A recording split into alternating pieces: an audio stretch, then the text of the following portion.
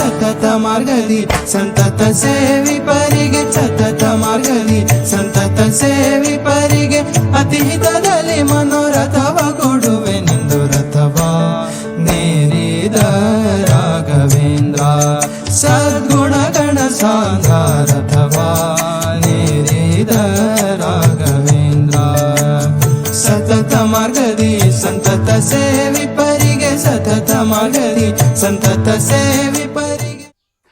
ಐತಿಹ್ಯದ ಎಲ್ಲ ವೀಕ್ಷಕರಿಗೂ ನನ್ನ ನಲ್ಮೆಯ ನಮನಗಳು. ನಮ್ಮ ಜೊತೆ ಇವತ್ತಿರುವಂತಹದ್ದು ಯಕ್ಷಗಾನದ ದಂತಕಥೆ ಶ್ರೀಯುತ ಕೋಟಾ ಸುರೇಶ್ ಅವರು. ಇವರನ್ನ ಸಾಮಾನ್ಯವಾಗಿ ಮೇಳದ ಸುರೇಶ್ ಅಣ್ಣ ಅಂತಲೇ ಗುರುತಿಸಿಕೊಂಡಿರುವಂತವರು.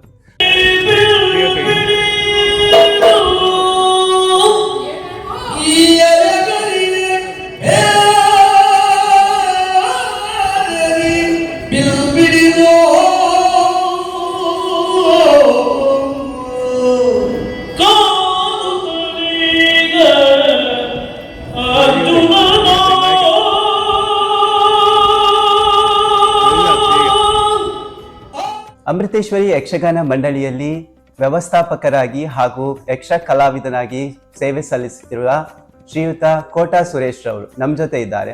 ಯಕ್ಷಗಾನದ ಬಗ್ಗೆ, ಅವರ ವೃತ್ತಿ ಜೀವನದ ಬಗ್ಗೆ ಇನ್ನಷ್ಟು ಮಾಹಿತಿಗಳನ್ನ ಅವರಲ್ಲೇ ಕೇಳಿ ತಿಳ್ಕೊಳ್ಳೋಣ ಬನ್ನಿ. ನಮಸ್ತೆ ಸುರೇಶ್ ಅಣ್ಣ. ನಮಸ್ಕಾರ. ಸೊ ಇವಾಗ ಯಕ್ಷಗಾನ ಬದುಕಿನ ಬಗ್ಗೆ ನಿಮ್ಗೆ ಆಸಕ್ತಿ ಹೇಗೆ ಬಂತು? ನಿಮ್ಮ ಬಾಲ್ಯ ಜೀವನದ ಬಗ್ಗೆ ಅಥವಾ ಯಕ್ಷಗಾನಕ್ಕೆ ಬರಕ್ಕಿಂತ ಮುಂಚೆ ಇದರ ಬಗ್ಗೆ ನಿಮ್ಗೆ ಆಸಕ್ತಿ ಹೇಗೆ ಬಂತು? ಬಾಲ್ಯದಲ್ಲಿ ತಂದೆಯನ್ನು ಕಳ್ಕೊಂಡ ನಾನು ಅಮ್ಮನ ಜೊತೆಯಲ್ಲೇ ಬದುಕಿದೆ. ನಮ್ಮ ಜೀವನ ಭಾರಿ ಬಡತನದ ಜೀವನ. ಆದರೂ ಆ ಕಷ್ಟ ಕಾಲದಲ್ಲಿ ನನ್ನಮ್ಮ ನನಗೆ ಶಾಲೆಗೆ ಕಳುಹಿಸಿದರು. ಒಟ್ಟಾರೆ ಒಂದು 4ನೇ ತರಗತಿವರೆಗೆ ವಿದ್ಯಾಭ್ಯಾಸ ಆಯಿತು. ಹಾಗೆ ಆ ವೇಳೆಯಲ್ಲಿಯೇ ಸಣ್ಣವನಿರುವಾಗ ಇಲ್ಲಿ ಬಂದ ಯಕ್ಷಗಾನವನ್ನು ನೋಡಿ ಆಸಕ್ತಿ ಹುಟ್ಟಿತು. ಹಾಗೆ ನಮ್ಮವರೊಬ್ಬರು ಮೊಳಹಳ್ಳಿ ಹಿರಿಯ ನಾಯಕರಂತ ಹೇಳಿ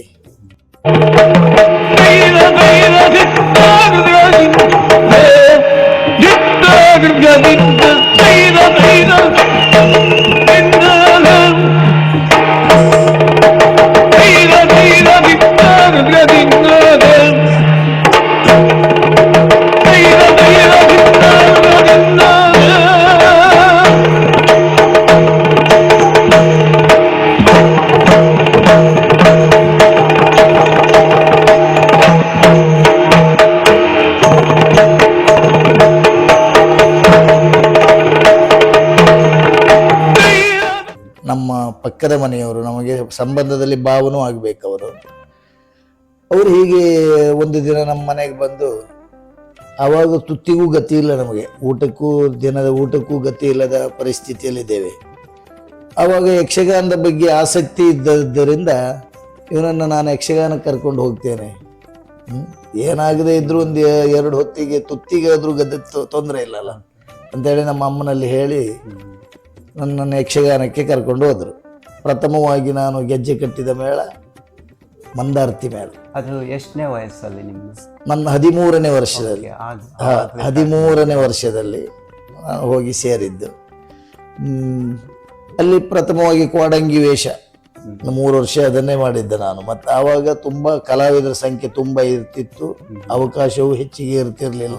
ಆದರೆ ಅದರ ಮಧ್ಯದಲ್ಲಿ ಕಲಿಯುವುದಕ್ಕೊಳ್ಳೆ ಅವಕಾಶ ಇತ್ತು.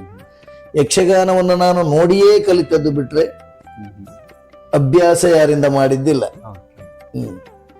ಕಡೆಗೆ ಹಾಗೆ ಪೆರಡೂರು ಮೇಳ 1 ವರ್ಷ, ಹಾಗೆ ಸಾಲಿಗ್ರಾಮ್ ಮೇಳ 2 ವರ್ಷ ನಿತ್ಯ ವೇಷ ಬಾಲಗೋಪಾಲರು ವೇಷ ಮಾಡಿದೆ.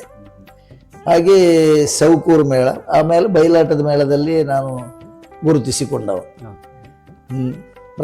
ಕಮಲಶಿಲೆ ಮೇಳದಲ್ಲಿ 3ನೇ ವೇಷಧಾರಿಯಾಗಿ ಪ್ರಥಮವಾಗಿ ಸ್ಥಾನ ಸಿಕ್ಕಿತ್ತು ನನಗೆ.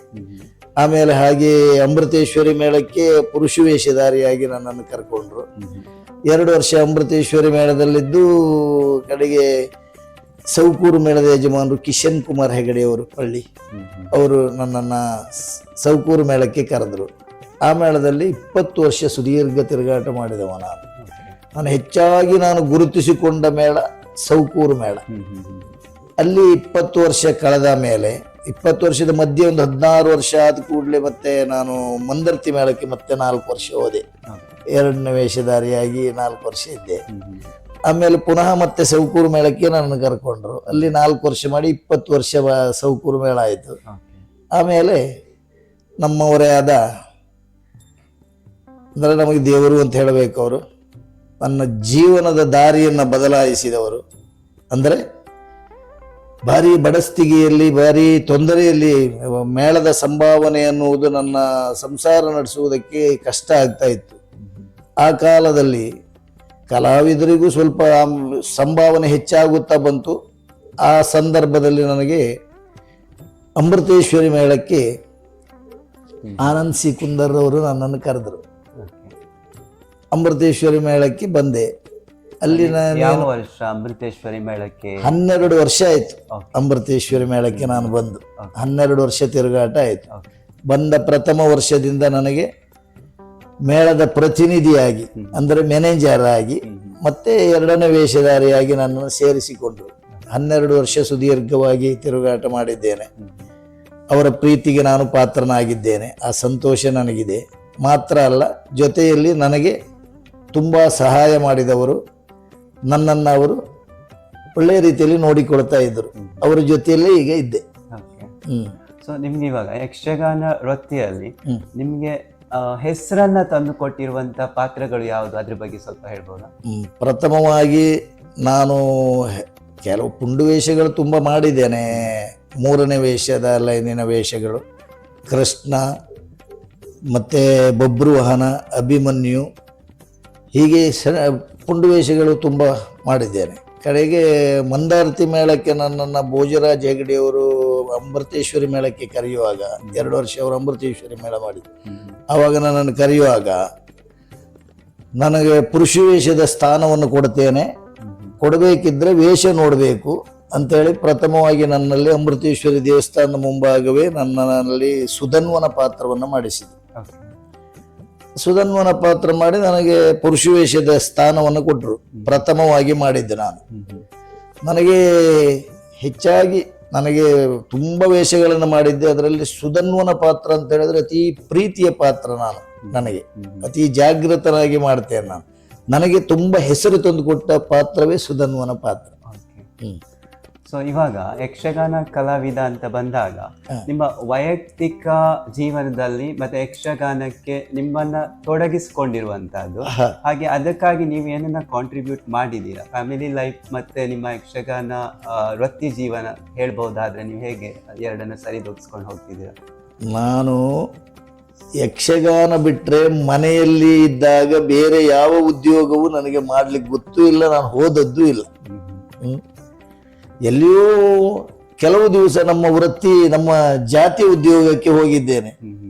ಅದು ಬಿಟ್ರೆ ಮತ್ತೆ ಬೇರೆ ಯಾವುದೂ ಮಾಡಿ ಗೊತ್ತಿಲ್ಲ ನನಗೆ. ಸಂಸಾರದ ಜೊತೆಗೆ ಅಂದ್ರೆ ನಾವು ಬೆಳಿಗ್ಗೆ ಬರ್ತೇವೆ, ಬಂದು ನಿದ್ದೆ ಮಾಡ್ತೇವೆ, ಸಂಧೆ ಎದ್ದು ಮೇಳಕ್ಕೆ ಹೋಗುವಂಥದ್ದು. ಇವಾಗ ನಿಮ್ಮ ಯಕ್ಷ ವೃತ್ತಿಯಲ್ಲಿ, ಯಕ್ಷ ಜೀವನದಲ್ಲಿ ನಿಮ್ಮ ಸಾಧನೆ ಯಕ್ಷರಂಗಕ್ಕೆ ಏನಿದೆ? ಯಕ್ಷಗಾನಕ್ಕೆ ನನ್ನ ಕೊಡುಗೆ ಅಂತ ಹೇಳಿದರೆ, ನಾನು ಹಿರಿಯವರಿಂದ ನೋಡಿ ಕಲಿತದ್ದು. ಸಂಪ್ರದಾಯವನ್ನು ನಾನು ಇಷ್ಟಪಟ್ಟವ, ಅದನ್ನೇ ಕಲಿತವ, ಅದೆಂದರೆ ನನಗೆ ತೃಪ್ತಿ. ಆದ್ದರಿಂದ ಸಂಪ್ರದಾಯವನ್ನು ಬಿಟ್ಟು ನಾನು ಆಚೆ ಈಚೆ ಹೋದವ ಅಲ್ಲ ಯಕ್ಷಗಾನದಲ್ಲಿ. ಅದೊಂದು ನನಗೆ, ನಾನು ನನ್ನದ್ದಾದ ಕೊಡುಗೆ ಅಂತ ಹೇಳಿದರೆ ನಾನು ಬೇರೆ ಯಾರ ಅನುಕರಣೆಯನ್ನು ಮಾಡಿದ್ದಿಲ್ಲ. ಸ್ವತಃ ಇನ್ನೊಬ್ಬರದ್ದನ್ನು ನೋಡಿಕೊಂಡು ನನ್ನದ್ದೇ ಆದ ಶೈಲಿಯಲ್ಲಿ ನಾನು ಪಾತ್ರವನ್ನು ನಿರ್ವಹಿಸಿದ್ದೇನೆ. ಮತ್ತೆ ನೋಡಿದವರೆಲ್ಲ ಹೇಳ್ತಾರೆ, ಅವ್ರು ಹಾಗಾಗ್ತದೆ, ಇವ್ರು ಹಾಗಾಗ್ತದೆ, ಶಿರಿಯಾರು ಮಂಜು ನಾಯಕರು, ಮೊಳಹಳ್ಳಿ ಹಿರಿಯ ನಾಯಕರಾಗಿ ಅಂತೇಳಿ ಹೇಳ್ತಾರೆ. ಅವರದ್ದೇ ಎಲ್ಲ ನೋಡಿ ನಾನು ಮಾಡಿದ್ದು. ಆದ್ರೆ ಅನುಕರಣೆ ಏನಲ್ಲ. ಅಂದ್ರೆ ಯಕ್ಷಗಾನಕ್ಕೆ ಏನಾದ್ರು ನನ್ನದ್ದು ಸ್ವಂತ ಕೊಡಬೇಕು ಅಂತ ನನ್ನ ಆಸೆ. ಇವಾಗ ಒಂದ್ ಕಡೆ ಯಕ್ಷಗಾನ ಅಂತ ಬಂದಾಗ ಇವತ್ತಿನ ದಿನಗಳಲ್ಲಿ ಒಂದು ಕೆಟ್ಟ ವಿಷಯ ಅಂತ ಹೇಳಿದ್ರೆ ಇವಾಗ ಸಿನಿಮಾಗಳನ್ನ ಅನುಕರಣೆ ಮಾಡುವಂತದ್ದು, ಮತ್ತೆ ಯಾವ್ದಾವ್ದೋ ಕಾಮಿಡಿನ ಯಕ್ಷಗಾನದಲ್ಲಿ ತರುವಂತದ್ದು, ಇದ್ರ ಬಗ್ಗೆ ನಿಮ್ಮ ಅಭಿಪ್ರಾಯ? ನನ್ನ ಅಭಿಪ್ರಾಯ ಅಂತ ಹೇಳಿದ್ರೆ, ಈ ಹೊಸತನ ಅನ್ನೋದು ವರ್ಷದಿಂದ ವರ್ಷಕ್ಕೆ ಕಾಲ ಬದಲಾದಂತೆ ಈ ಪರಂಪರೆ ಅನ್ನುವಂಥದ್ದಕ್ಕೆ ಹೊಸತನ್ನ ಸೇರಿಸಿಕೊಂಡು ಜನರಿಗೆ ಬೇಕಾಗುವ ಹಾಗೆ ಮಾಡ್ತಾರೆ. ಹಳೆ ಬೇರು ಹೊಸ ಚಿಗುರು ಅಂತೇಳಿ ಹೇಳ್ತಾರಲ್ಲ ಹಾಗೆ. ಆದ್ರೆ ಅದು ನನಗೆ ಅದು ತೃಪ್ತಿ ಕೊಡುವುದಿಲ್ಲ. ನಾನು ಮೂಲ ಸಂಸ್ಕೃತಿಗೆ ವಿರುದ್ಧವಾಗಿ ಹಾಗಂತ ಹೊಸತನಕ್ಕೆ ಅಥವಾ ಹೊಸ ಪ್ರಸಂಗಗಳಿಗೆ ನಾನು ವಿರೋಧ ಅಂತಲ್ಲ. ನಿಜವಾಗಿ ಎಷ್ಟೋ ಹೊಸ ಪ್ರಸಂಗಗಳೆಲ್ಲ ಪೌರಾಣಿಕ ಆಧಾರದಲ್ಲಿಯೇ ಇದ್ದ ಹೊಸ ಪ್ರಸಂಗಗಳಿವೆ. ಆದ್ರೆ ನಿರ್ವಹಿಸುವ ಕಲಾವಿದ ನಾವು ಯಕ್ಷಗಾನದಲ್ಲಿಯೇ ಪಾತ್ರ ಮಾಡ್ತಾ ಇದ್ದೇವೆ ಅನ್ನುವುದನ್ನು ಮರಿಬಾರದು. ಯಾಕೆ ಕೇಳಿದ್ರೆ ನಾವು ಹೊಸತನ್ನ ಕೊಡುವಾಗಲೂ ಯಕ್ಷಗಾನೀಯವಾಗಿಯೇ ಕೊಡಬೇಕು ಅನ್ನುವುದು ನನ್ನ ಧೋರಣೆ. ಆದ್ರೆ ಇವಾಗ ಡೈರೆಕ್ಟ್ ಆಗಿ ಅಲ್ಲಿ ಏನ್ ಕೊಡ್ತಾ ಇದಾರೆ ಸಿನಿಮಾ ಹಾಗೆ ಅಳವಡಿಸಿಕೊಳ್ತಾ ಇದ್ದಾರೆ. ಇದು ಏನೋ ಅದನ್ನ ಅಳವಡಿಸಿಕೊಳ್ಳಬಹುದು, ಆದ್ರೆ ಯಕ್ಷಗಾನೀಯವಾಗಿ ಅಳವಡಿಸಿಕೊಳ್ಬೇಕು ಅಂತ ಹೇಳಿ ಮೂಲ ಪೂರ್ತಿ ಅದನ್ನೇ ನಾವು ಮಾಡಿದ್ರೆ ನಾಟಕೀಯ ಅಂತ ಅಂತ ನನ್ನ ಅಭಿಪ್ರಾಯ. ಸೊ ಇದೊಂದು ಇವಾಗ ಅಂದ್ರೆ ಯಂಗ್ ಜನರೇಷನ್ ಅಲ್ಲಿ ಇರುವಂತ ಒಂದು ಎಂತ ಹೇಳಿದ್ರೆ ಆಭಾಸ ಅಂತ ಅನ್ಸ್ಕೊಳ್ಳುತ್ತೆ. ಇದ್ರ ಬಗ್ಗೆ ಪರ ವಿರೋಧ ಚರ್ಚೆ ಸೋಷಿಯಲ್ ಮೀಡಿಯಾದಲ್ಲೂ ಕೂಡ ಆಗ್ತಾ ಇದೆ. ಹೌದು, ತುಂಬಾ ಆಗ್ತಾ ಇದೆ. ಅಲ್ಲ, ಹೊಸತು ಬೇಡ ಅಂತಲ್ಲ, ಈಗಿನವರು ಬಯಸ್ತಾರೆ, ಅದನ್ನ ಕೊಡಬೇಕು. ಯಾಕೆ ಕೇಳಿದ್ರೆ ನಾವು ಪ್ರೇಕ್ಷಕರನ್ನು ನಿಲ್ಲಿಸಿಕೊಳ್ಬೇಕಿದ್ರೆ, ಈಗಂತೂ ಯಕ್ಷಗಾನಕ್ಕೆ ಬಂದವರು 1-2 ಗಂಟೆ ಹೊತ್ತು 3 ಗಂಟೆ ಹೊತ್ತು ಬಿಟ್ರೆ ಅದ್ರ ಮುಂದೆ ನೋಡುವುದಿಲ್ಲ. ನಾವು ಮೇಳಕ್ಕೆ ಸೇರುವಾಗ ಸಂಜೆ 8 ಗಂಟೆಗೆ ಬಂದವರು ಬೆಳಿಗ್ಗೆ 6 ಗಂಟೆ ತನಕ ನೆಲದಲ್ಲೇ ಕೂತ್ಕೊಂಡು ಆಟ ನೋಡ್ತಾ ಇದ್ರು. ಅಂದ್ರೆ ಯಕ್ಷಗಾನ ಅಂದ್ರೆ ಅಷ್ಟು ಅವರು ಹೋಗಿದ್ದಾರೆ ಅಂತ. ಹೌದು, ನಾವು ಕೂಡ ಚಿಕ್ಕಂದಿರುವಾಗ ಇಲ್ಲಿ ಜಟ್ಟಿಗೇಶ್ವರ ಯಕ್ಷಗಾನ ಆಗ್ತಾ ಇರ್ಬೇಕಾದ್ರೆ ಒಂದು ರಾತ್ರಿ ಕಂಪ್ಲೀಟ್ ಆಗಿ ಬಟ್ ಅದು ಇವಾಗ ಕಾಲಮಿತಿಗೆ ಬಂದ ಹೇಗೆ ಅಂದ್ರೆ ಜನರಿಗೆ ಅಷ್ಟು ನೋಡುವ ವ್ಯವಧಾನ ಇರಲ್ಲ ಅನ್ನೋ ಒಂದು ರೀಸನ್ಗೆ ಅಥವಾ ಯಾವ ಕಾರಣಕ್ಕೆ ಅದನ್ನ ನೀವು ಅಳವಡಿಸ್ಕೊಳ್ಳಲ್ಲ? ಈಗ ವ್ಯವಧಾನವೂ ಇರುವುದಿಲ್ಲ ಯಾರಿಗೆ, ಪ್ರೇಕ್ಷಕರಿಗೆ. ನಿಜವಾಗಿ ಯಕ್ಷಗಾನದ ಅಭಿಮಾನಿಗಳು ತುಂಬಾ ಇದ್ದಾರೆ, ಈಗಲೂ ಇದ್ದಾರೆ. ನಾವಿಲ್ಲ ಅಂತ ಹೇಳುದು ಸುಳ್ಳು.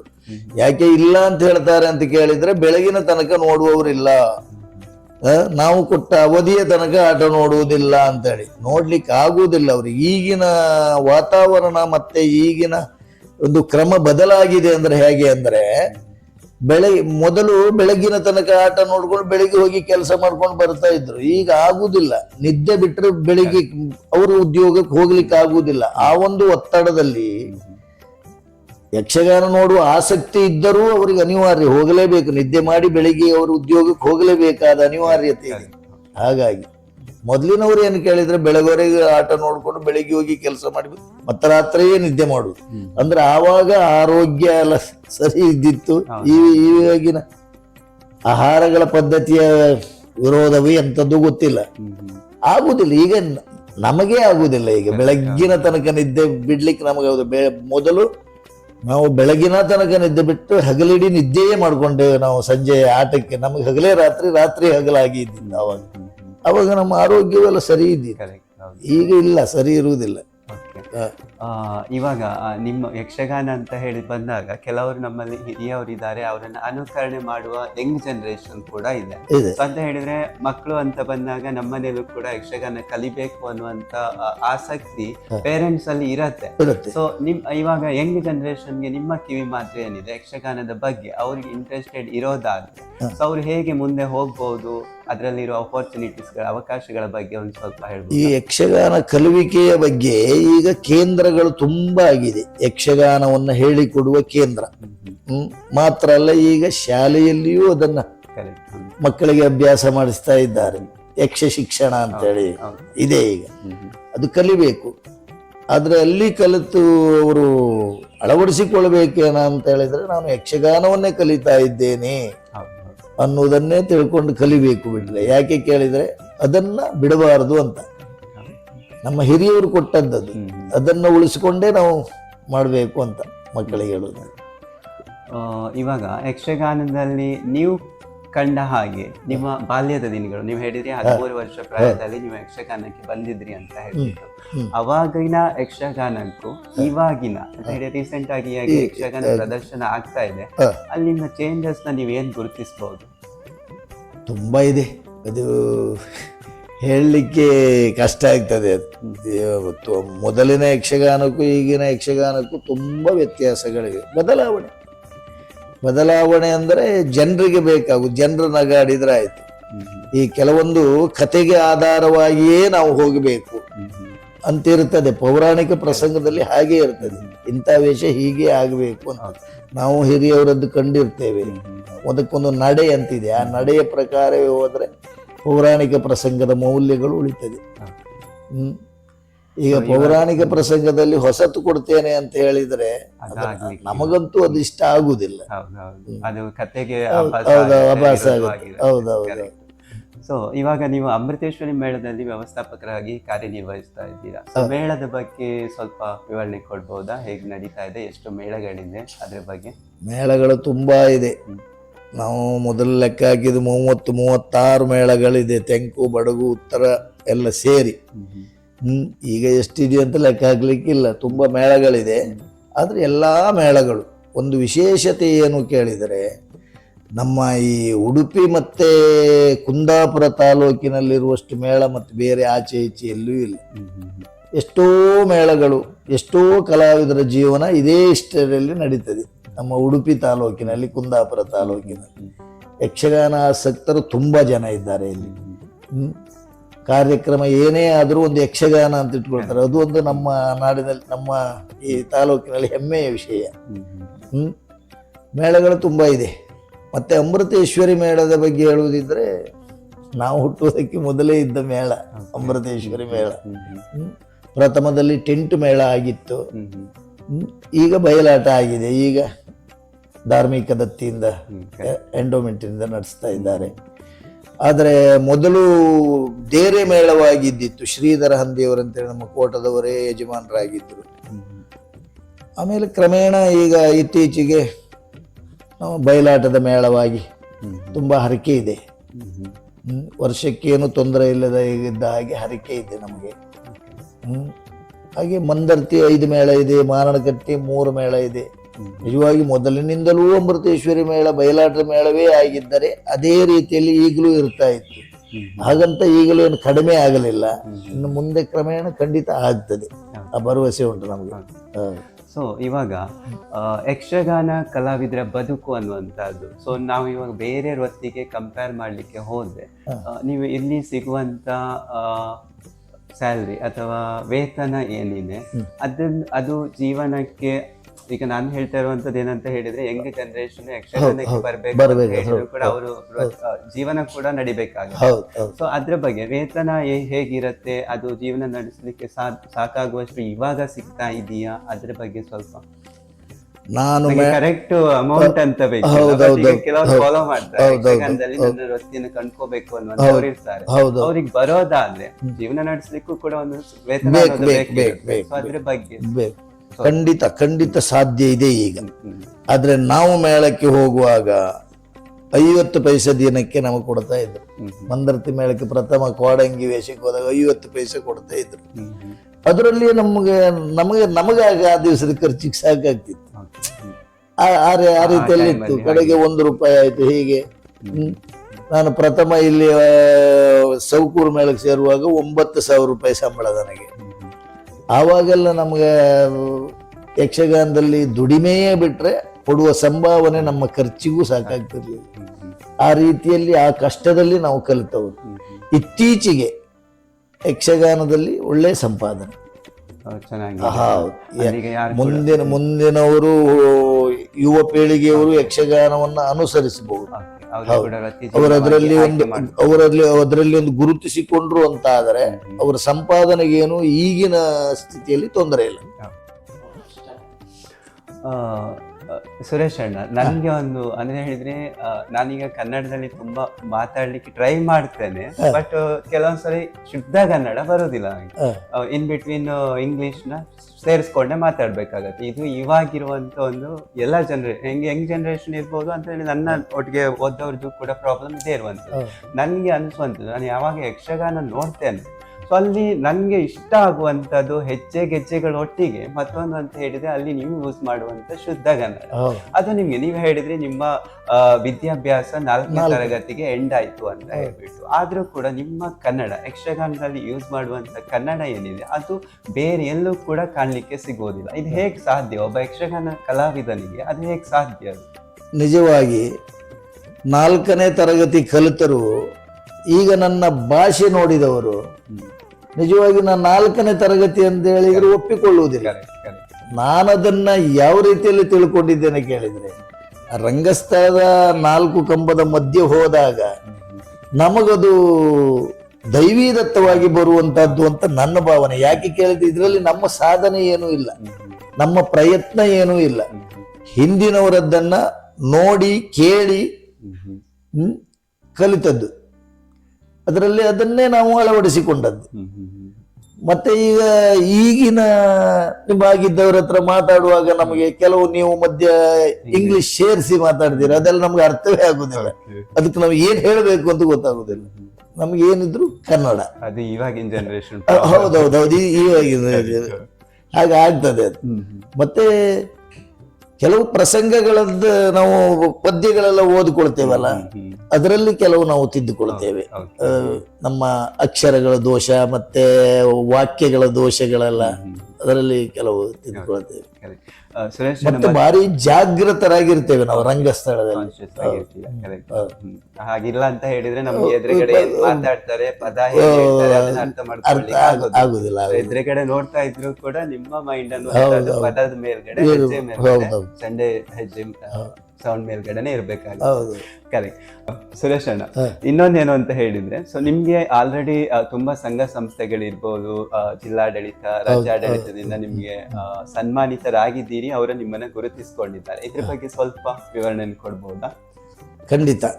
ಯಾಕೆ ಕೇಳಿದ್ರೆ, ನಾನು ಯಕ್ಷಗಾನದಲ್ಲಿ ಏನು ಸಾಧನೆ ಮಾಡಿದ್ದೇನೆ ಕೇಳಿದರೆ, ನಿಜವಾಗಿ ನಮ್ಮ ಅಭಿಮಾನಿಗಳು ನನ್ನನ್ನು ಗುರುತಿಸಿದ್ದೇ ನನಗೆ ದೊಡ್ಡ ಸಾಧನೆ. ನಾನು ಮಾಡಿದ ದೊಡ್ಡ ಸಾಧನೆ, ಅಭಿಮಾನಿಗಳನ್ನು ಗಳಿಸಿದ್ದು ದೊಡ್ಡ ಸಾಧನೆ. ನನಗೆ ತುಂಬಾ ಸಂಘ ಸಂಸ್ಥೆಗಳಲ್ಲಿ ನನ್ನನ್ನು ಕರೆದು ಗುರುತಿಸಿದ್ದಾರೆ, ಸನ್ಮಾನವನ್ನು ಮಾಡಿದ್ದಾರೆ. ಬೆಂಗಳೂರು, ಬೊಂಬಾಯಿ, ಹೈದರಾಬಾದ್, ಹೀಗೆ ಕೆಲವು ಜಿಲ್ಲೆಗಳಲ್ಲಿ ನನಗೆ ಸನ್ಮಾನಗಳಾಗಿದೆ. ಮತ್ತೆ ನಮ್ಮ ಈ ಪರಿಸರದಲ್ಲಂತೂ, ನಮ್ಮ ಕೋಟಾ ಉಡುಪಿ ಪರಿಸರದಲ್ಲಂತೂ ತುಂಬಾ ಸನ್ಮಾನ ಆಗಿದೆ. ಯಾವುದು, ನನಗೆ ಅಲ್ಲಿ ಹೈದರಾಬಾದಲ್ಲಿ ಕರ್ನಾಟಕ ಕರಾವಳಿ ಮೈತ್ರಿ ಸಂಘ ಅಂತ ಹೇಳಿ ಅಲ್ಲಿಂದ ಆಗಿದೆ. ಬೊಂಬೈಯಲ್ಲಿ ನಮ್ಮ ಮೊಗವೀರ ಸಂಘದವರು ಸನ್ಮಾನ ಮಾಡಿದ್ದಾರೆ. ಬೆಂಗಳೂರಿನಲ್ಲಿ ದೊಡ್ಡ ಸನ್ಮಾನ ಮಾಡಿದ್ದಾರೆ ನನಗೆ. ಮತ್ತೆ ಇಲ್ಲಿ ನಾನು ಬಣ್ಣ ಹಚ್ಚಿ 40ನೇ ವರ್ಷಕ್ಕೆ ನಾನು ಅಮೃತೇಶ್ವರಿ ಮೇಳಕ್ಕೆ ಬಂದು 2ನೇ ವರ್ಷದಲ್ಲಿ ನನಗೆ ಇಲ್ಲಿ ದೊಡ್ಡ ಕಾರ್ಯಕ್ರಮ ಮಾಡಿಸಿದ್ದಾರೆ. ಅದು ನಮ್ಮ ಆನಂದ್ ಕುಂದರ್ ಅವರ ನೇತೃತ್ವದಲ್ಲಿ 40ನೇ ವರ್ಷದ ಬಣ್ಣ 40 ಅಂತ ಹೇಳಿ ಅಭಿನವ ಸುಧನ್ವ ಅನ್ನುವ ಬಿರುದನ್ನು ಕೊಟ್ಟು ಅದು ನನಗೆ ಮರೆಯಲಾಗದ ಒಂದು ನೆನಪದು, ಎಲ್ಲಿ ಹೋದ್ರು ಅಂತ ಸನ್ಮಾನಗಳಾಗಿದೆ. ಮತ್ತೆ ಕಾರ್ಕಳ ಶ್ರೀನಿವಾಸ ಉಡುಪರ ಪ್ರಶಸ್ತಿ ಈ ವರ್ಷ ಸಿಕ್ಕಿದೆ. ಮತ್ತೆ ಬಂಡರ್ ಕಾರ್ಸ್ ಶಾಂತಾರಾಮ್ ಶೆಟ್ಟಿ ಪ್ರಶಸ್ತಿ, ಮತ್ತೆ ಕೆಲವೆಲ್ಲ ಸಿಕ್ಕಿದೆ. ಮತ್ತೆ ನನಗೆ ಇಲ್ಲಿ ಜಿಲ್ಲಾ ರಾಜ್ಯೋತ್ಸವ ಪ್ರಶಸ್ತಿ, ಉಡುಪಿ ಜಿಲ್ಲಾ ರಾಜ್ಯೋತ್ಸವ ಪ್ರಶಸ್ತಿ ಒಂದು 4-5 ವರ್ಷ ಆಯ್ತು ಸಿಕ್ಕಿದೆ. ಸೊ ಇವಾಗ ಏನು ಹೇಳಿದ್ರೆ, ಫೈನಲಿ ನೀವು ಯಕ್ಷರಂಗಕ್ಕೆ ತಮ್ಮನ್ನು ತಾವು ಸಮರ್ಪಿಸಿಕೊಂಡಿದ್ದೀರಾ. ನಿಮ್ಗೆ ನಾನು ತಗೊಂಡಿರುವಂತದ್ದು ಅಂತ ಹೇಳಿದ್ರೆ, 4ನೇ ಕ್ಲಾಸು ಎಂಡ್ ಮಾಡಿ ನಾನು ಒಂದು ಒಳ್ಳೆ ದಾರಿನ ಚೂಸ್ ಮಾಡ್ಕೊಂಡಿದ್ದೀನಿ ಅನ್ನುವಂಥ ಸಾರ್ಥಕತೆ ನಿಮ್ಗಿದೆಯಾ ಇವಾಗ? ಖಂಡಿತ ಇದೆ. ನಾನು ಹುಟ್ಟು ಮೊಗವೀರರ ಜಾತಿಯವ. ನಿಜವಾಗಿ ನಾನು ಕರಾವಳಿ ತುದಿಯಲ್ಲೇ ಇರುವವ. ನಮ್ಮವರು, ನಮ್ಮ ಕಡೆಯವರೆಲ್ಲ ಆವಾಗ ವಿದ್ಯೆ ಎಲ್ಲ ಹೆಚ್ಚಿಗೆ ಕಲೀಲಿಕ್ಕೆ ಆಗುವುದಿಲ್ಲ, ಕಲಿಯುವ ಆರ್ಥಿಕ ಸ್ಥಿತಿ ಭಾರಿ ಮುಗ್ಗಟ್ಟಿತ್ತು. ಸ್ವಲ್ಪ ಪ್ರಾಯಕ್ಕೆ ಬಂದ ಮೇಲೆ ನಮ್ಮನ್ನು ಕಳಿಸುವುದೇ ನಮ್ಮ ಉದ್ಯೋಗಕ್ಕೆ, ಅಲ್ಲಿ ಬಲೆಗೆ ಮತ್ತೆ ಬೋಟಿಗೆಲ್ಲ ಕಳಿಸ್ತಾರೆ. ನಾನೇ ಹೀಗೆ ಇದ್ದಿದ್ರೆ ಅದರಲ್ಲಿ ಹೋಗಿ ಒಂದು ಜೀವನ ಯಾಕೆ ಸಾಗಿಸ್ತೇನೋ ಗೊತ್ತಿಲ್ಲ, ಏನಾಗ್ತಿದ್ದೇನೋ ಗೊತ್ತಿಲ್ಲ, ಅಂತ ಜೀವನ ಸಾಗಿಸ್ಬಹುದು. ಆ ರೀತಿಯಲ್ಲಿ ಇರ್ತಿದ್ದೆ. ಬಿಟ್ರೆ ಇಷ್ಟು ಜನರು ಗುರುತಿಸುವುದಕ್ಕೆ ಸಾಧ್ಯ ಇಲ್ಲ. ನೀವು ಅಲ್ಲಿ ಈಗ ಕುಲ ಕಸುಬು ಅಂತ ಮೀನುಗಾರಿಕೆ ಇದ್ದಿತ್ತು, ಅಲ್ಲಿಂದ ಈ ಕಡೆಗೆ ಹೇಗೆ ಡೈವರ್ಟ್ ಆದ್ರಿ ಅಂತ? ಅಂದ್ರೆ ಈ ಕಡೆಗೆ ಅಂದ್ರೆ ನಾನು ಅದೇ ಮೊದಲು ಸಣ್ಣದವನಿಂದ ನನಗೆ ಇದಕ್ಕೆ ನನ್ನನ್ನು ಸೇರಿಸಿದವರು ನನ್ನ ಗುರುಗಳು, ನನ್ನ ದೇವರು, ನನಗೆ ತುತ್ತಿಗೆ ದಾರಿ ತೋರಿಸಿದವರು. ನಾನು ಯಕ್ಷಗಾನದಲ್ಲಿ ಎಷ್ಟು ಸಾಧನೆ ಮಾಡಿದ್ದೇನೋ ಗೊತ್ತಿಲ್ಲ, ಈ ರೀತಿ ಒಂದು ನಾನು ಗುರುತಿಸಿಕೊಂಡಿದ್ದೇನೆ ಅಂತ ಹೇಳಿದ್ರೆ ಅದಕ್ಕೆ ಕಾರಣ ನನ್ನನ್ನು ಮೇಳಕ್ಕೆ ಕರೆದುಕೊಂಡು ಹೋದ ಮೊಳಹಳ್ಳಿ ಹಿರಿಯ ನಾಯಕರೇ ನನಗೆ ದಾರಿ. ತನ್ನ ದಾರಿ ಹಂಸಧ್ವಜ ಕುದುರೆಯನ್ನು ಕಟ್ಟಿದ ಅವನ ಮಗ ಸುಧನ್ವ ಯುದ್ಧಕ್ಕೆ ಬಂದ. ಅವನಲ್ಲಿ ಸೋಲಾದಾಗ ಕೃಷ್ಣನನ್ನು ಧ್ಯಾನಿಸಿದ ಸಂದರ್ಭ ಪ್ರತಿಜ್ಞೆ ಪ್ರಕಾರ ಬಿಡುವ 3 ಸರಳಿನ ಕೊನೆಯ ಸರಳಿಗೆ ಬ್ರಹ್ಮ ವಿಷ್ಣು ಮಹೇಶ್ವರರೆನ್ನುವ 3 ಮೂರ್ತಿಗಳನ್ನು ಆಹ್ವಾನಿಸಿ ಆ ಶರವನ್ನು ಪ್ರಯೋಗ ಮಾಡಿ ಸುಧನ್ವನ ವಧೆ ಆದ ಮೇಲೆ ಸುರತ ಯುದ್ಧಕ್ಕೆ ಬಂದು ಸತ್ತ. ಮಕ್ಕಳು ಸತ್ತಿರುವ ರೀತಿಯನ್ನು ಅರಿತು ಹಂಸಧ್ವಜ ಬಂದು ಕೃಷ್ಣನ ಕಾಲಡಿಯಲ್ಲಿ ಬಿದ್ದು ನನ್ನ ವಂಶ ಅಳಿಯುವ ಸಂದರ್ಭ ಬಂತಲ್ಲ, ಏನು ಗತಿ ಎಂದು ಪ್ರಾರ್ಥಿಸಿದಾಗ, ಚಿಂತಿಸಬೇಡ, ಸತ್ತಿರುವ ಮಕ್ಕಳಿಗೆ ಸದ್ಗತಿಯನ್ನು ಅನುಗ್ರಹ ಮಾಡ್ತೀನಿ, ಮಾತ್ರವಲ್ಲ ಪಾಂಡವರು ನಡೆಸುವ ಅಶ್ವಮೇಧಕ್ಕೆ ನೀನು ಸಹಾಯಕನಾಗಿ ಬರಬೇಕು ಎಂಬ ಹಾಗೆ ಸೂಚಿಸಿದ. ಅವನನ್ನು ಒಡಗೂಡಿಕೊಂಡು ಮುಂದೆ ಬಂದಾಗ ನಮ್ಮ ತುರಗ ಹೋದದ್ದು ದೀಪ. ಅವರನ್ನ ನಾನು ಯಾವತ್ತೂ ಸ್ಮರಿಸ್ತೇನೆ. ದಿನನಿತ್ಯ ರಂಗಕ್ಕೆ ಹೋಗುವಾಗ ಅವರನ್ನು ಸ್ಮರಿಸಿಕೊಂಡೇ ಹೋಗುದು ನಾನು. ಹೌದು, ಸ್ಮರಿಸಲೇಬೇಕಾದ ಹೌದೌದು. ಯಾಕೆ ಅಂತ ಹೇಳಿದ್ರೆ, ಸೊ ಎಲ್ಲೋ ಹೋಗ್ತಿರುವಂತ ನಿಮ್ಮನ್ನ ಈ ಯಕ್ಷರಂಗದ ದಾರಿಯಲ್ಲಿ ಬಿಟ್ಬಿಟ್ಟು ಇಲ್ಲಿ ಯಕ್ಷರಂಗಕ್ಕೆ ಒಂದು ಸೇವೆ ಸಲ್ಲಿಸುವಂತ ಹಾಗೆ ಕೊಡುಗೆ ಕೊಡುವಂತ ಹಾಗೆ ಮಾಡಿದ್ದು ನಿಮ್ಮ ಬದುಕಿನ ಒಂದು ಸಾರ್ಥಕತೆ. ಅಂದ್ರೆ ನನ್ನ ಅನುಭವದಲ್ಲಿ ಈಗ ನಾನು ತಿಳ್ಕೊಂಡದ್ದೇನು ಕೇಳಿದೆ, ಒಟ್ಟಿನಲ್ಲಿ ಜೀವನ ನಮ್ಮ ಹೆಂಡತಿ ಮಕ್ಕಳನ್ನು ನೋಡಿಕೊಳ್ಳುವಷ್ಟು ನಮಗೆ ಈ ಉದ್ಯೋಗದಲ್ಲಿ ಪ್ರಯತ್ನ ಪಟ್ಟರೆ ನಮಗೆ ಆಗ್ತದೆ, ಆಗಿದೆ. ಹಣ ಗಳಿಸುವುದೇ, ಹಣ ಗಳಿಸ್ತದೆ, ಹೋಗ್ತದೆ. ಆದ್ರೆ ಇಷ್ಟು ಜನರ ಅದು ಬೇಕಾಗಿರೋ ಅಭಿಮಾನ ಮತ್ತೆ ನಾನು ಇಷ್ಟು ಗುರುತಿಸಿಕೊಳ್ಳಬೇಕಿದ್ದರೆ ಈ ಯಕ್ಷಗಾನ ಕಲೆಯೇ ದೊಡ್ಡ ಕಲೆ. ನಾನು ಸೇರಿಕೊಂಡ ಕಲೆ ದೊಡ್ಡದು ಅಂತ ಹೇಳಿ ನಾನು ಆತ್ಮಪೂರ್ವಕವಾಗಿ ಹೇಳ್ಕೊಳ್ತೇನೆ. ಸಂಸ್ಕೃತಿ ಅಥವಾ ನಿಮ್ಮ ಕೊಡುಗೆ ಅಪಾರವಾದದ್ದು ಯಕ್ಷ ಸೇವೆಯಿಂದ. ನೀವಿವಾಗ ಅಮೃತೇಶ್ವರಿ ಮೇಳದಲ್ಲಿ ಯಕ್ಷ ಕಲಾವಿದನಾಗಿ ಹಾಗೆ ಅಲ್ಲಿನ ಮೇಳದ ವ್ಯವಸ್ಥಾಪಕರಾಗಿ ಕಾರ್ಯನಿರ್ವಹಿಸ್ತಾ ಇದ್ದೀರಾ. ನಮ್ಗೆ ಇವಾಗ ಅಮೃತೇಶ್ವರಿ ದೇವಿ ಅಂತ ಬಂದಾಗ ಸೊ ಇಲ್ಲಿ ಯಕ್ಷಗಾನ ಸೇವೆ ಅಥವಾ ಬೆಳಕಿನ ಸೇವೆ ಅಂತ ಹೇಳಿ ಭಕ್ತರು ಕೊಡ್ತಾರೆ. ಸೊ ಇದರ ಹಿನ್ನೆಲೆ ಬಗ್ಗೆ ಸ್ವಲ್ಪ ಹೇಳ್ತೀರಾ? ಯಾಕಾಗಿ ಈ ಬೆಳಕಿನ ಸೇವೆ? ಯಕ್ಷಗಾನ ಸೇವೆ ಎಲ್ಲಾ ಬಯಲಾಟ ಮೇಳಗಳಲ್ಲಿಯೂ ಹರಿಕೆ ಸೇವೆ ಅಂತೇಳಿ ಇರುತ್ತದೆ. ಅಂದರೆ ಭಕ್ತರ ಮನದ ಇಷ್ಟಾರ್ಥವನ್ನು ಈಡೇರಿಸುವುದಕ್ಕಾಗಿ ದೇವರಲ್ಲಿ ಪ್ರಾರ್ಥನೆ ಮಾಡಿಕೊಳ್ಳುತ್ತಾರೆ. ಉದ್ಯೋಗಕ್ಕಾಗಿಯೋ ಅಥವಾ ಆಸ್ತಿ ವಿಚಾರದಲ್ಲಿ ಆಗಲಿ, ಮದುವೆಯ ವಿಚಾರದಲ್ಲಾಗಲಿ, ಸಂತಾನದ ವಿಚಾರದಲ್ಲಾಗಲಿ ಯಾವುದೇ ಒಂದು ತೊಂದರೆ ಬಂದರೂ ದೇವರಲ್ಲಿ ಹರಿಕೆಯನ್ನು ಹೇಳಿಕೊಳ್ತಾರೆ. ಆದರೆ ನಮ್ಮ ಅಮೃತೇಶ್ವರಿ ಮೇಳದ ವಿಶೇಷತೆಯನ್ನು ಕೇಳಿದರೆ, ಅಮೃತೇಶ್ವರಿ ಅಮ್ಮ ಹಲವು ಮಕ್ಕಳ ತಾಯಿ. ಅಮೃತೇಶ್ವರಿ ದೇವಸ್ಥಾನಕ್ಕೆ ಹೋದರೆ ಗೊತ್ತಾಗ್ತದೆ, ಅಮೃತೇಶ್ವರಿ ಹಲವು ಮಕ್ಕಳ ತಾಯಿ. ಅಲ್ಲಿಯ ಬೆಳಕಿನ ಸೇವೆಯೇ ಒಂದು ರೀತಿ ವಿಶೇಷ, ವಿಚಿತ್ರ, ನಾವು ಆಶ್ಚರ್ಯವೂ ಅದರಲ್ಲಿ ಕಂಡದ್ದಿದೆ. ಹೇಗೆ ಕೇಳಿದರೆ, ಸಂತಾನ ದೇವತೆ ಅಂತ ನಮ್ಮ ತಾಯಿಗೆ ಹೆಸರು, ಅಮೃತೇಶ್ವರಿ ಮಕ್ಕಳ ತಾಯಿ. ಆ ತಾಯಿಯ ಸೇವೆಯನ್ನ, ಆ ಯಕ್ಷಗಾನ ಸೇವೆಯನ್ನ ಮಾಡಿಸುವುದಕ್ಕೆ ಮೂಲ ಅಂತ ಹೇಳಿದರೆ, ಹಲವು ಮಕ್ಕಳ ತಾಯಿಯಾದ ನಮ್ಮ ಅಮೃತೇಶ್ವರಿ ಅಮ್ಮನಿಗೆ ಬೆಳಕಿನ ಸೇವೆ ಅಂದರೆ ಇಷ್ಟ. ಬೆಳಕಿನ ಸೇವೆಯನ್ನು ಹೇಳಿಕೊಂಡ್ರೆ ಯಾವ ಆಸೆಯನ್ನು ನಾವು ಈಡೇರಿಸಿಕೊಳ್ಳಬಹುದು. ಭಕ್ತರಿಗೆ ಮುಖ್ಯವಾಗಿ ದೇವರ ಮೇಲೆ ನಂಬಿಕೆಯೇ ಮುಖ್ಯ. ಅದರಲ್ಲಿಯೂ ಇಲ್ಲಿಯ ವಿಶೇಷತೆ ಕೇಳಿದರೆ, ಬೆಳಕಿನ ಸೇವೆ, ಯಕ್ಷಗಾನ ಸೇವೆ ಅಂತ ಹೇಳಿದರೆ ಮುಖ್ಯವಾಗಿ ನಮ್ಮ ತಾಯಿಗೆ ಸಂತಾನ ದೇವತೆ ಅಂತ ಹೇಳ್ತಾರೆ. ಸಂತಾನ ಇಲ್ಲದೆ ಇದ್ದವರದೆಷ್ಟೋ ಈಗ ಹರಿಕೆ ಆಗುವುದೇ ನಮ್ಮ ಅಮೃತೇಶ್ವರಿಯಲ್ಲಿ ಹೆಚ್ಚಾಗಿ 100ಕ್ಕೆ 100 ಈಗ ಸಂತಾನಕ್ಕಾಗಿ ಹರಿಕೆಯನ್ನು ಹೇಳಿಕೊಳ್ಳುವರು.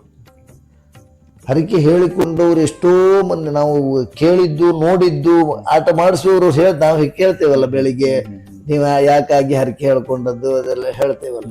ಎಂತೆಂಥ ಉದಾಹರಣೆಗಳೆಲ್ಲ ಇದೆ, ಅದೀಗ ನನಗೆ ನೆನಪಾಗುವುದಿಲ್ಲ. 15-20 ವರ್ಷ ಮಕ್ಕಳಾಗದೇ ಇದ್ದವರೆಲ್ಲ ಇಲ್ಲಿ ಬಂದು ಹೇಳಿಕೊಂಡಾಗ ಮಕ್ಕಳಾದದ್ದಿದೆ. ಡಾಕ್ಟರ್ ಹತ್ರ, ಮಣಿಪಾಲದಲ್ಲಿ ಅಥವಾ ದೊಡ್ಡ ಡಾಕ್ಟರ್ ಹತ್ರ ಎಲ್ಲ ತೋರಿಸಿ ನಿಮಗೆ ಮಕ್ಕಳೇ ಆಗುವುದಿಲ್ಲ ಅಂದವರಿಗೂ ಮಕ್ಕಳಾದದ್ದಿದೆ ಇಲ್ಲಿ ಹರಿಕೆ ಹೇಳಿಕೊಂಡ ಮೇಲೆ. ಹಾಗಾಗಿ ನಮ್ಮ ತಾಯಿ ಸಂತಾನ ದೇವತೆ. ಸಂತಾನ ಇಲ್ಲದೆ ಇದ್ದವರು ಯಾರೇ ಬಂದು ಪ್ರಾರ್ಥನೆ ಮಾಡಿಕೊಂಡ್ರು ಅವರಿಗೆ ಖಂಡಿತ ಯೋಗ ಉಂಟು ಅಂತ ಆದ್ರೆ ಆಗಿಯೇ ಆಗ್ತದೆ ಇಲ್ಲಿ. ಮೇಳದ ಬಗ್ಗೆ ಇನ್ನೇನಾದ್ರೂ ವಿಚಾರಗಳು? ಮೇಳ ಅಂದರೆ ನಮ್ಮ ಅನಾದಿ ಕಾಲದಿಂದ ಇದ್ದ ಮೇಳ, ನಾವು ಹುಟ್ಟುವುದಕ್ಕೆ ಮೊದಲೇ ಇದ್ದದ್ದು. ನಮ್ಮ ಪೂರ್ವಜರೆಲ್ಲ ಸಣ್ಣಗಿರುವಾಗಲೇ ಅಮೃತೇಶ್ವರಿ ದೇವಸ್ಥಾನಕ್ಕೆ ಆಟಕ್ಕೆಲ್ಲ ಕರ್ಕೊಂಡು ಹೋಗ್ತಾ ಇದ್ರು. ಆವಾಗಲೆಲ್ಲ ನೋಡಿದ ಅನುಭವ. ನಮ್ಮ ಮನೆ ಹತ್ತಿರ ಎಲ್ಲ ಬೆಳಕಿನ ಸೇವೆ ಆಗ್ತಾ ಇತ್ತು, ಅದೆಲ್ಲ ನೋಡಿದ ಅನುಭವ.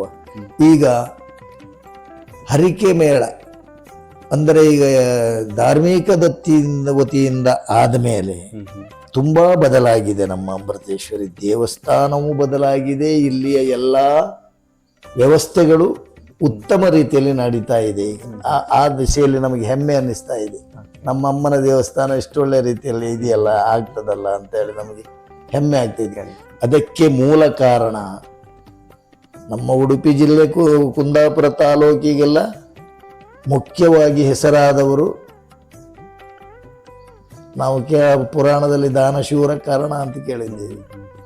ಕೈಯಲ್ಲಿದ್ದದ್ದನ್ನು ತೆಗೆದುಕೊಟ್ಟು ಆ ಹೆಸರನ್ನು ಪಡೆದರು. ನಮ್ಮ ಈ ಪ್ರಾಂತ್ಯಕ್ಕೆ ಆನಂದ ಸಿ ಕುಂದರನ್ನವರು, ಅವರು ಅಮೃತೇಶ್ವರಿ ದೇವಸ್ಥಾನದ ಆಡಳಿತ ಮಂಡಳಿಯ ವ್ಯವಸ್ಥಾಪಕರಾಗಿ ಕೆಲವು ವರ್ಷ ಆಯ್ತು. ಆ ಎಂಡೋಮೆಂಟ್ ಮೇಳ ಆದಲ್ಲಿಂದ ಅವರ ವ್ಯವಸ್ಥಾಪಕತ್ವದಲ್ಲಿ ಅಮೃತೇಶ್ವರಿ ಮೇಳ ಒಂದು ಉತ್ತಮ ಸ್ಥಿತಿಗೆ ಬಂದಿದೆ. ಇದು ನಾನು ಹೇಳುವುದಲ್ಲ, ಹೊರಗಿನ ಮೇಳದವರು ಅಥವಾ ಹೊರಗಿನವರೆಲ್ಲರೂ ಹೇಳ್ತಾರೆ. ಆ ರೀತಿಯ ವ್ಯವಸ್ಥೆಯಲ್ಲಿ ನಮ್ಮ ಮೇಳ ನಡೀತಾ ಇದೆ. ಅದಕ್ಕೆ ಕಾರಣ ಆನಂದ್ ಸಿ ಕುಂದರ್ ಅವರು. ಕಲಾವಿದರನ್ನು ಅತಿಯಾದ ಪ್ರೀತಿಯಿಂದ ನೋಡಿಕೊಳ್ತಾ ಇದ್ದರು. ಅವರ ಸುಖ ಕಷ್ಟಕ್ಕೆ ಅವರ ಸಂಭಾವನೆ ಮತ್ತೆ ಅವರ ಮೇಳದ ತಿರುಗಾಟದಲ್ಲಿ ಮಾಡಿದ ಸಂಭಾವನೆ ಅಲ್ಲದೆ ಅವರ ಕಷ್ಟಕ್ಕೆ ಎಷ್ಟೋ ಮಂದಿ ನಮ್ಮ ಮೇಳದಲ್ಲಿದ್ದ ಕಲಾವಿದರಿಗೆ ಒದಗಿದ್ದಾರೆ. ಅವರು ಈಗ ಅವರನ್ನು ಸ್ಮರಿಸ್ತಾರೆ. ಹಾಗಾಗಿ ನಮ್ಮ ಮೇಳಕ್ಕೆ ಬಂದವರು ಬಿಟ್ಟು ಹೋಗುವುದಿಲ್ಲ. ಯಾಕೆ ಕೇಳಿದ್ರೆ ಅವ್ರ ಮೇಲಿದ್ದ ಅಭಿಮಾನ. ನಾನು ಅಷ್ಟೇ, ನನಗೆ ಮ್ಯಾನೇಜ್ಮೆಂಟ್ ಕೊಟ್ಟಿದ್ದಾರೆ ಅಂದ್ರೆ ಮೇಳ ನೋಡ್ಕೊಳ್ಳೋದಕ್ಕೆ ಖಂಡಿತ ನನ್ನ ಸಾಧ್ಯ ಆಗದಂತ ವಿಷಯ. ಮೇಳದ ಪ್ರಬಂಧಕನಾಗಿ ಕೆಲಸ ಮಾಡಬೇಕಿದ್ರೆ ಭಾರಿ ಕಷ್ಟ ಇದೆ. ಅದರಲ್ಲಿ ನಾನು ಅವರ ಸಹಕಾರದಿಂದ ಅದನ್ನು ಸುಲಭವಾಗಿ ನಿಭಾಯಿಸಿಕೊಂಡು ಹೋಗ್ತಾ ಇದ್ದೇನೆ. ಯಾಕೆ ಹೇಳಿದ್ರೆ ನಮ್ಗೆ ಅವರಿದ್ದಾರಲ್ಲ ಅಂತೇಳಿ. ಮಾತ್ರ ಅಲ್ಲ, ಬರೇ ನನ್ನ ಮೇಲೆ ಮಾತ್ರ ಅಲ್ಲ, ಅವರ ಮೇಲಿನ ಅಭಿಮಾನದಿಂದ ಇದ್ದ ಕಲಾವಿದರು ನಮ್ಮ ಕೂಟ ಮೇಳ ಎಲ್ಲ ಅವರ ಒಂದು ಅಭಿಮಾನದಿಂದಲೇ ಹೊಂದಿಕೊಂಡು ಹೋಗ್ತಾ ಇದ್ದಾರೆ. ಅದೊಂದು ಸಂತೋಷದ ವಿಷಯ. ಸೊ ಸುರೇಶ್ ಅಣ್ಣ, ಈಗ ಕೊನೆಯದಾಗಿ ಅಂತಂದ್ರೆ ಯಕ್ಷಗಾನ ಕಲಾವಿದರ ಬದುಕಲ್ಲಿ ಸಮಸ್ಯೆಗಳು ಇರುತ್ತೆ. ಸೊ ಇವಾಗ ಯಕ್ಷಗಾನ ಕಲಾವಿದನಾಗಿ ಏನು ಯಕ್ಷಗಾನ ಕಲಾವಿದರಿದ್ದಾರೆ, ಅವರು ಫೇಸ್ ಮಾಡ್ತಾ ಇರುವಂತ ಸಮಸ್ಯೆಗಳ ಬಗ್ಗೆ ಹೇಳೋದಾದ್ರೆ ಏನಾದ್ರೂ ಸಮಸ್ಯೆ ಇದೆಯಾ ಅಂತ ಹೇಳೋದಾದ್ರೆ? ಕಲಾವಿದರು ಈಗ ಮೇಳ ಅಂತ ಬಂದಾಗ ಬೇರೆ ಬೇರೆ ಮೇಳದಲ್ಲಿ ಬೇರೆ ಬೇರೆ ಸಮಸ್ಯೆ ಇರುವಂತ. ಸೊ ಯಕ್ಷಗಾನ ಕಲಾವಿದನಾಗಿ ನನ್ಗೆ ಇರುವಂತ ರೀಸೆಂಟ್ ಆಗಿರುವಂತ ಸಮಸ್ಯೆ ಏನಾದ್ರು ಹೇಳ್ಕೊಳ್ಳೋದಾದ್ರೆ ಏನಾದ್ರು ಇದೆಯಾ ಆ ತರ? ಅಲ್ಲಿ ತುಂಬಾ ಇರ್ತದೆ. ಅವರವರ ಸಮಸ್ಯೆಗಳು ಹೇಳಿಕೊಳ್ಳುವುದಕ್ಕೆ ನಮ್ಮ ಆನಂದ್ ಗುರುರ ಹತ್ರ ತುಂಬಾ ಜನ. ಇಲ್ಲಿ ಏನು ಸಮಸ್ಯೆ ಆಗ್ಲಿಕ್ಕಿಲ್ಲ ನಮಗಿಲ್ಲಿ ಅಲ್ಲ, ನಮ್ಮ ಸಮಸ್ಯೆ ಆದವರು ಅವ್ರ ಹತ್ರ ಬಂದು ಕೇಳ್ಕೊಂಡು ಆ ಸಮಸ್ಯೆ ಪರಿಹಾರ ಮಾಡ್ಕೊಂಡು ಹೋಗ್ತಾರೆ. ತುಂಬಾ ನಮ್ಮ ಮೇಳದಲ್ಲಿದ್ದವರು ಮಾತ್ರ ಅಲ್ಲ, ಕಲಾವಿದರು ಅವರೆಲ್ಲ ಬರ್ತಾರೆ ಅವರ ಹತ್ರ. ಅವರವರ ಸಮಸ್ಯೆ ಅಂತ ಹೇಳಿದ್ರೆ ಇವಾಗ ಯಕ್ಷಗಾನವನ್ನ ಒಂದು ವೃತ್ತಿ ಬದುಕಾಗಿ ಕೂಡ ಕಂಡುಕೊಳ್ಬಹುದು ಅನ್ನುವಂಥದ್ದನ್ನ ನೀವು ಯಂಗ್ ಜನರೇಷನ್ಗೆ ಹೇಳ್ತೀರಾ? ಖಂಡಿತ ಹೇಳ್ತೇನೆ, ಖಂಡಿತ ಹೇಳ್ತೇನೆ. ಓಕೆ ಸುರೇಶ್ ಅಣ್ಣ, ಧನ್ಯವಾದಗಳು. ಇಷ್ಟೊತ್ತು ನಮ್ಮ ಜೊತೆ ಇದ್ದು ಐತಿಹ್ಯ ಚಾನೆಲ್ನ ವೀಕ್ಷಕರಿಗೆ ಯಕ್ಷಗಾನ ಕುರಿತಾದಂತ ಹೆಚ್ಚಿನ ಮಾಹಿತಿಗಳನ್ನು ಒದಗಿಸಿದ್ದಕ್ಕೆ ತಮಗೆ ಧನ್ಯವಾದಗಳು. ನಿಮ್ಮ ಕಲಾ ಬದುಕು ಹೀಗೆ ಮುಂದುವರಿಲಿ ಯಶಸ್ವಿಯಾಗಿ ಅಂತ ಹೇಳ್ತಾ ಐತಿಹ್ಯದ ಪರವಾಗಿ ನಾವು ನಿಮ್ಮನ್ನ ಅಭಿನಂದಿಸ್ತಾ ಇದ್ದೀವಿ. ಖಂಡಿತ ನನ್ನ ಮನೆಗೆ ಬಂದು ನನ್ನನ್ನ ಸಂದರ್ಶನ ಮಾಡಿದ್ದಕ್ಕೆ ತುಂಬಾ ಸಂತೋಷ ಆಗ್ತಾ ಇದೆ. ನನ್ನ ಮೇಲಿಟ್ಟ ಅಭಿಮಾನ ಇದಕ್ಕೆ ಕಾರಣ ಅಂತ ಭಾವಿಸ್ತೇನೆ. ಜೊತೆಯಲ್ಲಿ ನಾನು ಆಡಿದ ಮಾತುಗಳಲ್ಲಿ ಏನಾದ್ರೂ ತಪ್ಪುಗಳಿದ್ದರೆ ಕ್ಷಮಿಸಬೇಕು ಅಂತ ಕೇಳುತ್ತಿದ್ದೀನಿ. ಧನ್ಯವಾದಗಳು.